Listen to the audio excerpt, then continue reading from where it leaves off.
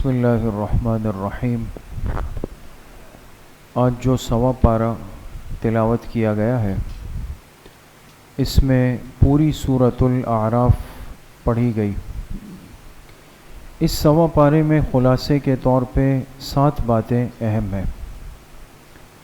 پہلی بات جو آج کے خلاصے میں ہے کہ اللہ پاک نے اس صورت میں 4 مرتبہ اس امت کو مخاطب فرمایا ہے، اور خطاب کے لیے جو لفظ اللہ پاک نے فرمائے وہ یا بنی آدم، اے آدم کی اولاد، 4 مرتبہ۔ اب اللہ اپنے بندے کو خود مخاطب کرے، اس کو متوجہ کرے، کوئی اہم بات ہے۔ تو وہ 4 باتیں کیا ہیں؟ پہلی دفعہ میں فرمایا کہ ہم نے تمہیں لباس دیا ہے، اور اس لباس کے 2 مقصد ہیں، یواری سوآتکم وریشا۔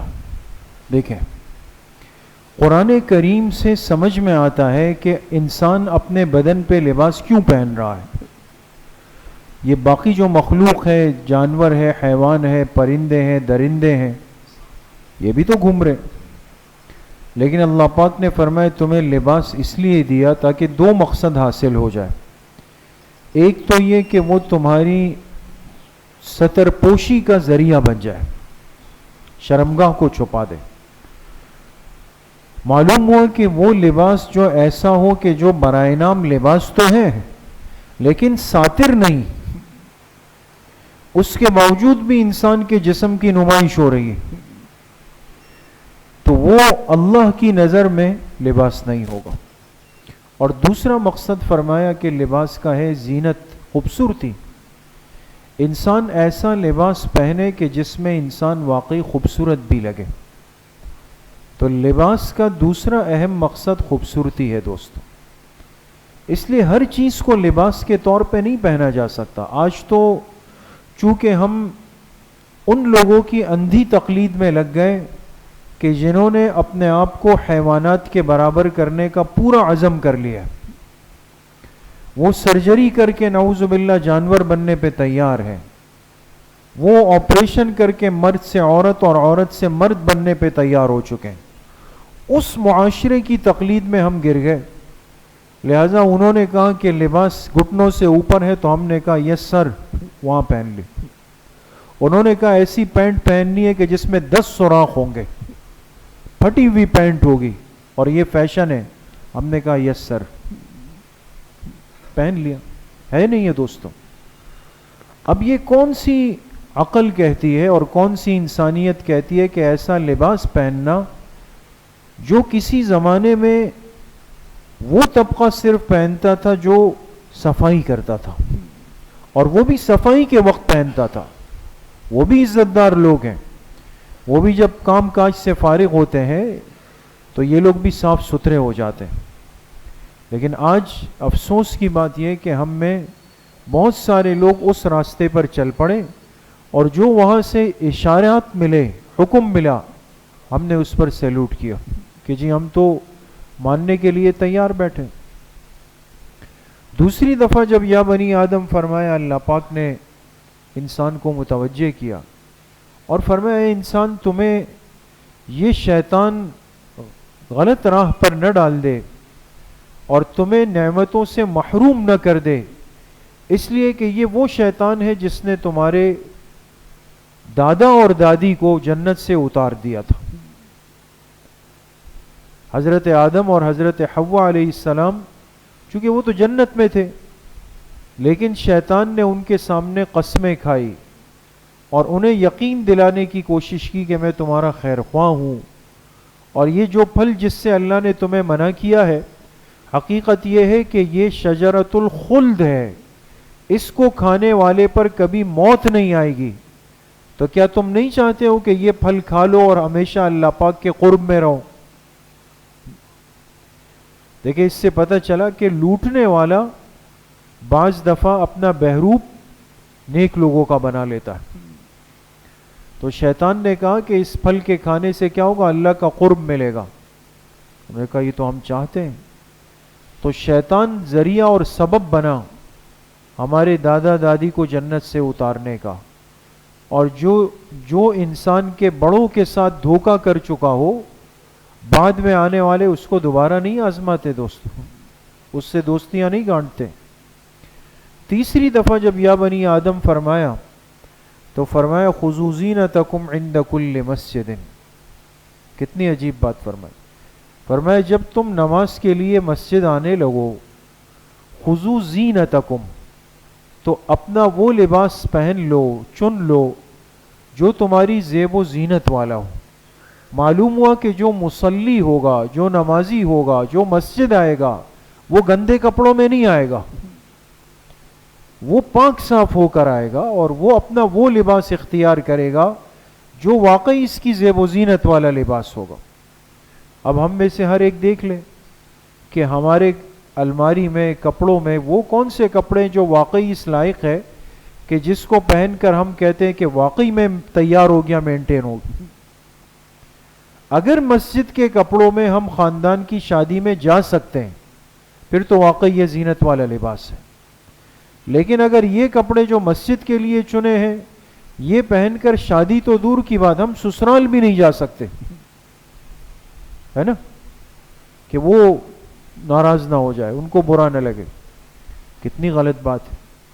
اللہ کے گھر کے بہت بڑے آداب ہیں اور کم سے کم ادب یہ ہے جسے ہمیں اختیار کرنا چاہیے کہ ہم جب مساجد آئیں تو صاف ہو کر آئیں، پاک ہو کر آئیں، لباس بھی پاک ہو، ٹوپی بھی پاک ہو، خوشبو کے اہتمام کے ساتھ آئیں، ایک باوقار انداز کے اندر آئیں. چوتھی دفعہ جب یا بنی آدم فرمایا تو فرمایا فمن اتقى واصلح فلا خوف علیہم ولا هم يحزنون. فرمایا اے بنی آدم، جس نے تقوی والی زندگی اختیار کی اور اپنی اصلاح کی، اپنی درستگی کی فکر کی، تو یاد رکھے کہ نہ اس پر قیامت کے دن کوئی خوف ہوگا اور نہ یہ قیامت کے دن غمگین ہوگا. تو معلوم ہوا کہ اس آنے والے بڑے دن کی تیاری کے لیے جو آغاز ہے وہ تقوی اور اصلاح سے. انسان اپنی اصلاح کی فکر میں ہر وقت لگا رہے گا. میرے جسم سے میری کوتاہیاں نکل جائے، گناہ نکل جائے، اللہ کی نافرمانی نکل جائے، برے اخلاق، عادات، کردار نکل جائے. تو یہ کتنی دفعہ یا بنی آدم فرمایا دوستو؟ 4 دفعہ. پہلی بات ہو گئی. دوسری بات جو سورۃ الاعراف میں ہے، اللہ پاک نے فرمایا کہ یہ مبارک دین، اس میں بے حیائی کا اور فحش کاموں کا کوئی تصور ہم نے نہیں رکھا ہے. ہر ایسا کام جو بے حیائی پر مبنی ہوگا اس سے اللہ نے اس دین کو اور اس دین کے ماننے والوں کو محفوظ کر دیا. اس آیت کے ضمن میں تمام مفسرین نے لکھا ہے کہ اصل میں یہ آیت اتری جب مشرکین مکہ خانہ کعبہ کا طواف کرتے تھے بے لباس ہو کر، بغیر لباس کے، بالکل برہنہ ہو کر. اب انسان خود سوچے کہ اگر اللہ کے گھر میں انسان پہنچتا ہے اور وہاں پہنچ کر انسان لباس کے بغیر ہو، کیا حالت ہو. یہ کرتے تھے. اور جب ان سے کہا گیا کہ بھئی یہ ایسا کیوں کرتے ہو، عام حالات میں تم لباس پہنتے ہو اور جب اندر آتے ہو اتار دیتے ہو، تو یہ 2 باتیں کرتے تھے. ایک کہتے تھے کہ نعوذ باللہ، ہمیں اللہ نے اس کا حکم دیا. یعنی اپنے اتنے بڑے گناہ کی نسبت کس کی طرف کر رہے تھے؟ اللہ کی. اس لیے یہ بات یاد رکھیں ہمیشہ دوستو، قرآن ہدایت اور رہنمائی والی کتاب ہے. ہر آدمی جو یہ کہے نا کہ جی یہ بات جو یہ تو قرآن اور حدیث سے ہے، یہ تو بخاری اور مسلم سے ہے، تو ضروری نہیں کہ یہ بات بخاری مسلم میں ہو بھی. وہ دباؤ ڈالنے کے لیے آپ کو دباؤ میں تو لے لیا اس نے، اس کے پاس ہے کچھ بھی نہیں. انہوں نے کہا ہمیں اللہ نے کہا ہے. نعوذ باللہ، کوئی سوچ سکتا ہے کہ اللہ پاک ایسے فعل کا حکم دے کسی کو؟ دوسری بات یہ کہتے تھے کہ جی ہم تو اس لیے بے لباس آتے ہیں کہ یہ ہمارے بڑوں کا ایک چلتا ہوا سلسلہ ہم تک پہنچا ہے. اور چونکہ بڑے کرتے تھے ہم بھی کر رہے ہیں یہاں پہ. دونوں باتیں جھوٹ پر کذب پر مبنی تھی. اللہ پاک نے اس کی نفی فرمائی اور فرمایا کہ انما حرم ربی الفواحش، میرے رب نے ہر بے حیائی کے کام کو حرام کر دیا، منع کر دیا. تیسری بات جو آج کے خلاصے میں ہے، اس صورت میں تذکرہ ہے ان لوگوں کا جو قیامت کے دن ایک عجیب و غریب کیفیت سے گزریں گے اور وہ کہلائیں گے اصحاب اعراف. یہ سورت کا نام ہے نا، اعراف. تو ایک ایسا طبقہ قیامت کے دن ہوگا جو کہ اعراف پر بیٹھا ہوا ہوگا. جنت اور جہنم کے مابین گویا ایک دیوار سی ہے، ایک پردہ ہے، اور اس پر یہ لوگ بیٹھے ہوئے ہوں گے. اب نہ یہ جہنمی ہے نہ یہ جنتی ہے، یہ اعراف والے ہیں. کیوں؟ فرمایا اس لیے کہ ان کے گناہ اور ان کی نیکیاں جب میزان میں ڈالی جائیں گی تو بالکل برابر سرابر نکلیں گی. اس میں ایک رائی کے دانے کے برابر بھی وزن اونچ نیچ کا نہیں ہوگا، بالکل جس کو کہا جائے کہ برابر سرابر. اب کیا کریں؟ تو حکم ہوگا کہ ان کو لے جا کر اعراف پہ بٹھا دیں. ابھی طے ہونا ہے کہ ان کے ساتھ کیا ہوگا. اب یہ جماعت چلی جائے گی، اعراف پہ بیٹھ گئی. جنت دائیں طرف ہے، جہنم بائیں طرف ہے. اب دائیں طرف جھانکتے ہیں، نیچے نعمتیں ہی نعمتیں ہیں، اور جنتی ان نعمتوں سے خوب لطف اندوز ہو رہے ہیں. تو دیکھیں گے تو کہیں گے اے اللہ ہمیں بھی ان میں شامل کر. پھر بائیں طرف نظر ڈالیں گے، نیچے جہنم ہے، جہنم کی آگ ہے، عذاب ہے، اور جہنمیوں کو عجیب و غریب عذاب ہو رہا ہے. جب اس مصیبت کو دیکھیں گے کہیں گے اے اللہ ہمیں کہیں ان میں شامل مت فرمائیے، ان سے ہمیں چھڑا لیجیے. ایک وقت گزرے گا اور پھر بالآخر اللہ پاک کی طرف سے فیصلہ ہو جائے گا. اب یہ فیصلہ کیسے ہوگا؟ احادیث میں اس کی بڑی عجیب و غریب تفصیل ہے دوستوں، ابھی وقت نہیں ہے. لیکن بالآخر اللہ پاک اب ان کے ساتھ اپنے فضل کا معاملہ فرمائیں گے اور اعراف والوں کے لیے حکم ہوگا کہ ان کو کہاں بھیج دیا جائے؟ جنت کے اندر بھیج دیا جائے. تو اس لیے انسان کو ایک سبق ملا، مفسرین نے لکھا ہے کہ بھئی یہ بالکل یہ جو توازن ایسا بنا کہ اب نہ دائیں میں نہ بائیں میں. تو اس سے معلوم ہوا کہ ایک چھوٹے سے عمل کی بھی اس دن کتنی بڑی حیثیت ہوگی. اگر ایک سبحان اللہ آ جاتا تو یہ لوگ اس طرف ہو جاتے. اس لیے انسان دنیا میں کسی نیک عمل میں نہ تاخیر کرے، نہ کوتاہی کرے، نہ اس کو معمولی سمجھ کے نظر انداز کرے، کر گزرے اس کو. چوتھی بات جو آج کے خلاصے میں ہے، اللہ پاک نے تذکرہ فرمایا ان لوگوں کا، ان طاقتوں کا کہ جنہوں نے اس دنیا میں غلط طریقے اختیار کر کے نیکی کے راستوں کو روکنے کی کوشش کی. بہت غور کیجئے گا دوستو، غلط طریقہ اختیار کر کے نیکی کے راستے کو روکنے کی کوشش کی. اور ان کوششوں میں ایک سب سے بڑا طریقہ جو ہر زمانے میں چلتا ہوا آیا وہ کیا تھا؟ وہ جادوگری کا سلسلہ تھا. جادو جس کو عربی میں کہتے ہیں سحر، اور چونکہ سحر کرنا، جادو کرنا یہ حرام ہے، حرام قطعی ہے. اور امام مالک رحمۃ اللہ علیہ نے تو صراحت کی، جو اس امت کے دوسرے بڑے امام ہیں، فرمایا اما الساحر فهو الکافر، جادو کرنے والا سوائے کافر ہونے کے اور کچھ بھی نہیں ہے، ایمان سے خارج ہو چکا ہے. لیکن باقی تینوں ائمہ نے فرمایا کہ کافر نہیں، لیکن یہ کہ گناہ کبیرہ اور سخت حرام قطعی کا مرتکب ہے. اور مشکات شریف میں روایت ہے، آپ علیہ الصلاۃ والسلام نے 7 گناہوں کا تذکرہ فرمایا، اور فرمایا کہ 7 گناہ میری امت میں ایسے ہیں ہوں گے کہ جو موبقات ہوں گے، یعنی ایسے ہیں کہ جو اس کو ہلاک کرنے کے لیے کافی ہوں گے. ان میں سب سے پہلے تو الاشراک باللہ، اللہ کے ساتھ جو شرک کرنے والا ہوگا یہ تو ہلاک ہو چکا. اور دوسرے نمبر پہ فرمایا والسحر، وہ بندہ جو دنیا کے اندر سحر اور جادو کی گندگی کے اندر مبتلا ہو جائے. آج چونکہ حسد کا، فتنے کا، عدم برداشت کا، بغض کا، کینے کا یہ زمانہ ہے نا دوستوں. آپ دیکھیں کسی سے کسی کی خوشی، کسی کی ترقی وہ برداشت نہیں ہوتی. اپنے بھی آپ کے سامنے آ جائیں گے، پرائے بھی آ جائیں گے، سب کھڑے ہو جائیں گے. اور مصیبت یہ ہوگی کہ اندر کی کیفیات کو انسان چھپاتا ہے.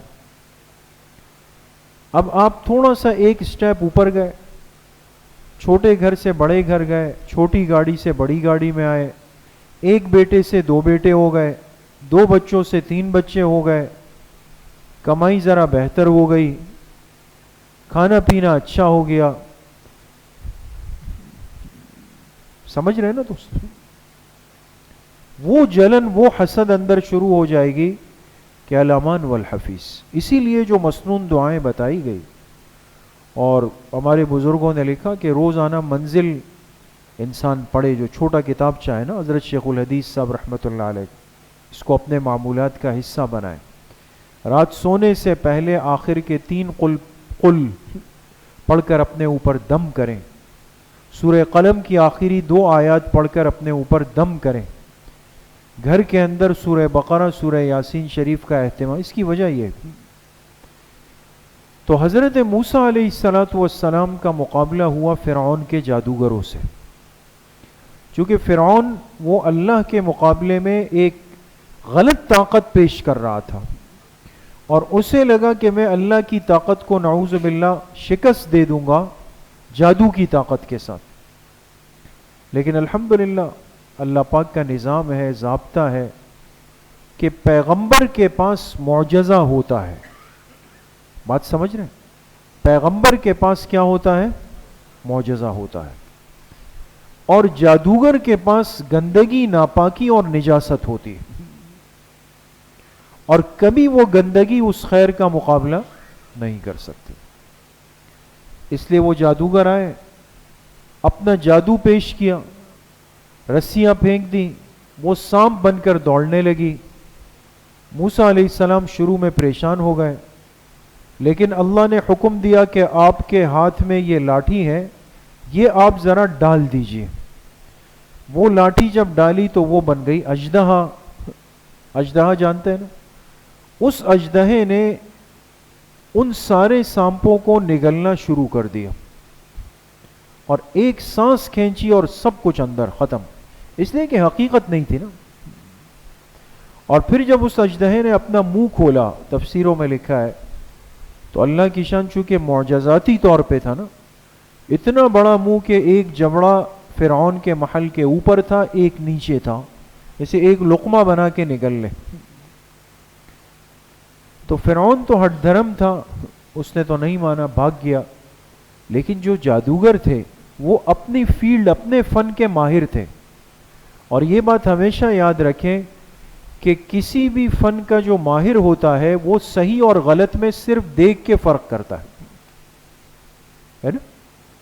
اس لیے غلط راستہ جاننے والے کو صحیح راستے کا بھی علم ہوتا ہے. اس لیے جو سمجھدار لوگ ہوتے ہیں نا، یہ جب گاڑی خریدتے ہیں، بائک خریدتے ہیں، گائیں خریدتے ہیں، کوئی چیز بھی خریدنے جائیں، ماہر کو ساتھ لے جاتے ہیں. وہ ایک جائزہ، ایسے دور سے ایک جائزہ لیتا ہے، کچھ بھی نہیں بولتا ہے نا. پھر آپ کو کونے میں لے جا کے کہتا ہے یہاں ہاتھ مت ڈالیے گا. ہم نظر سے پہچان لیتے ہیں چیز غلط ہے، ختم. تو تھے جادوگر لیکن اپنے فیلڈ کے ماہر تھے. ان کو پتا تھا کہ صحیح اور غلط کیا ہے. ہمارے پاس جو چیز ہے وہ غلط ہے. موسیٰ علیہ السلام جو چیز پیش کر رہے ہیں وہ اوریجنل ہے، وہ جادو نہیں ہے، وہ کچھ اور علم ہے. تو جیسے ہی دیکھا کہ اصل چیز آ گئی، سب سجدے میں گر گئے. قالوا آمنا برب العالمین رب موسیٰ و ہارون. ہم تو رب العالمین پر ایمان لے آئے جو موسیٰ اور ہارون علیہ السلام کا رب ہے. تو اس لیے میرے عزیزوں دوستوں بزرگوں ہمیشہ ان گندگیوں سے اپنے آپ کو دور رکھنے کی اشد ضرورت. آج ہر آدمی دکان کھول کے بیٹھا ہوتا ہے اور لکھا ہوتا ہے بیت العملیات یا مرکز روحانیات، اس طرح کی چیزیں ہوتی ہیں. بعض اللہ کے مقبول بندے ہوتے ہیں جو صحیح لوگ ہوتے ہیں، وہ اعمال کا، طہارت کا، صفائی کا، سنتوں کا اہتمام کرتے ہیں. اب آپ خود بتائیں کہ ایک آدمی ایسا ہے کہ جس کی مونچھیں جو ہے وہ ماشاءاللہ موٹر سائیکل کا ہینڈل ہے، وہ عامل ہے؟ جس کے کمرے میں آپ جائیں عورتیں بھی بیٹھی ہوئی ہیں، مرد بھی بیٹھے ہوئے ہیں، یہ عامل ہے؟ یہ تو بدمعاش فراڈیا ہے. لوگ جا کے وہاں پر جو ہے نعوذ باللہ ایسے غلط کام کرتے ہیں، اور کام کیا ہو ایمان سے ہاتھ دھو بیٹھ کے آ جاتے ہیں. سخت خطرناک چیز. پانچویں بات جو سورۃ الاعراف میں ہے، اللہ پاک نے دنیا پرستی کی مذمت فرمائی کہ انسان دنیا پرستی کے اندر اتنا مشغول ہو جائے، اتنا مبتلا ہو جائے کہ یہ صحیح اور غلط کی تمیز کو چھوڑ دے. اور ایک واقعہ جو ہر سال ذکر ہوتا ہے، میں تفصیل میں ذکر نہیں کرتا، اشارہ کر دیتا ہوں، آپ لوگ سمجھ جائیں گے کہ بنی اسرائیل کے ایک عابد و زاہد شخص کا تذکرہ کیا، جس نے کئی 100 سال اللہ کی عبادت کی اور اتنا مقبول ہوا، اتنا محبوب ہوا. کہتے ہیں جب یہ نیچے سے سر اٹھا کے دیکھتا اللہ کا عرش اس کو نظر آتا تھا. عبادت میں اتنا آگے گیا، نیک. بلعم بن باعور. لیکن دنیا کی لالچ آ گئی، دنیا کی لالچ، اور وہ بھی بیوی کے ذریعے، اس لیے کہ عورت کمزور ہے. اس لیے مرد اگر کچھ غلط سیدھا الٹا کرتا ہے آج کل تو زیادہ تر اس میں ہماری مستورات کی کمزوریاں شامل ہیں. اس لیے کہتے ہیں نا مستورات کی تربیت مرد سے زیادہ ہے. ایک مرد بدلا تو فرد بدلا، لیکن عورت بدلی تو گھرانہ بدل جائے. اس لیے مستورات کی تعلیم، ان کی تربیت، ان کی اصلاح مردوں سے دگنی ہونی چاہیے. ہم ان کو بالکل اس سے خالی کر دیتے. تو عورت کمزور ہے، اس نے کہا نہیں کرو غلط کام. میں تفصیل کا وقت نہیں ہے دوست. اللہ پاک ناراض ہو گئے اور وہ سارے جو کیفیات تھی، مقامات تھے، اللہ کی رضامندی اور دوستی، وہ سب ختم ہو گئی. بلکہ اللہ نے اس بندے کو جو تشبیہ دی، فَمَثَلُهُ كَمَثَلِ الْكَلْبِ. کلب کس کو کہتے ہیں؟ کتے کو کہتے ہیں، ناپاک نجس جانور کو. فرمایا اس کی مثال تو ایسی ہو گئی جیسے ایک کتا ہوتا ہے، اور کہتے ہیں اس کی زبان نکل آئی جیسے اس جانور کی لٹک رہی ہوتی. حرص سے دنیا میں اتنا مشغول ہو جانا اللہ پاک کو انتہائی ناپسند ہے. چھٹی بات اس سورۃ الاعراف میں اللہ پاک نے فرمایا کہ میرے پاکیزہ نام ہے. آپ کو پتہ ہے اللہ کے ناموں کو کیا کہتے ہیں؟ اسماء الحسنی. اور یہ کتنے ہیں؟ 99 ہے ماشاءاللہ. وَلِلَّهِ الْأَسْمَاءُ الْحُسْنَى. لیکن آگے عجیب بات فرمائی، فَادْعُوهُ بِهَا. اللہ کے بڑے خوبصورت اور پیارے نام ہیں، ان ناموں کے ذریعے سے اللہ سے دعا مانگا کرو. بات سمجھ گئے؟ اس لیے یہ تمام ہمارے بزرگوں نے اپنے معمولات میں لکھا ہے کہ وہ روزانہ ایک مرتبہ اللہ کے 99 صفاتی ناموں کو صبح کے آغاز میں ضرور پڑھتے تھے. ہمارے یہ مکتب کے جو بچے ہوتے ہیں نا حفظ ناظرہ کے، یہ تو اس زمانے کی محنت سے زبانی یاد کر لیتے ہیں، ہے نا، یہ زبانی یاد ہو جاتے ہیں. لیکن اگر نہ ہو تو آپ نے دیکھا ہوگا قرآن کریم کا جو گتہ آپ کھولیں گے تو ادھر اللہ کے 99 صفاتی نام ہیں. اس لیے کوشش کریں، اور رمضان کا مہینہ ہے، اگر ابھی یہ معمولات میں شامل نہیں، آج سے شامل کر دیں. جب صبح تلاوت شروع کریں نا، یہ 99 نام پڑھ کے اپنے اوپر پہلے دم کر دیں، پھر تلاوت کریں. ان ناموں میں بڑی عجیب و غریب برکات ہے دوست. ساتویں اور آخری بات جو سورۃ الاعراف میں اللہ پاک نے اپنے کلام کے، قرآن کریم کے 2 آداب ذکر فرمائے. قرآن کے 2 آداب ذکر فرمائے.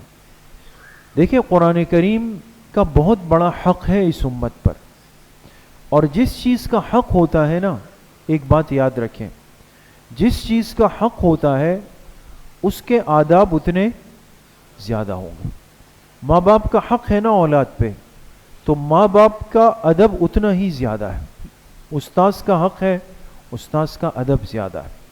قرآن کریم کا حق ہے، اس کے آداب بھی زیادہ ہوں گے. تو اس لیے قرآن کے آداب میں کوئی کمزوری نہ کی جائے. تو آج کمزوری آ گئی نا. پہلے آپ دیکھیں کوئی سوچ سکتا تھا کہ پیر ایسے پھیلا کے تلاوت کر رہا ہو، ماں باپ آ کے اس بچے کو مارتے تھے. بڑے دیکھتے تھے کہ کوئی اس طرح بیٹھا ہوا ہے، وہ روکتے ٹوکتے تھے مسجد میں، یار شرم نہیں آ رہی ٹیک لگا کے قرآن پڑھ رہے ہو. ایسا تھا نا پہلے، یہ سب چیزیں تھیں.